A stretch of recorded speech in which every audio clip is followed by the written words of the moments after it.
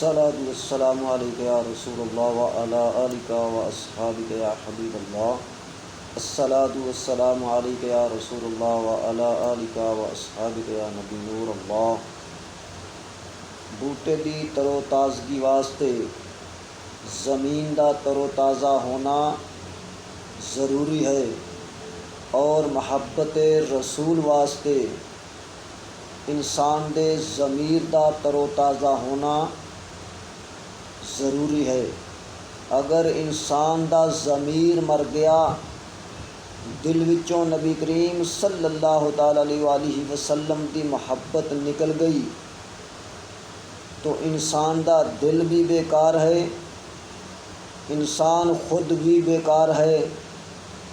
بس اکو ہی حیاتی دا معیار ہونا چاہیے، اللہ دے حبیب نال پیار ہونا چاہیے۔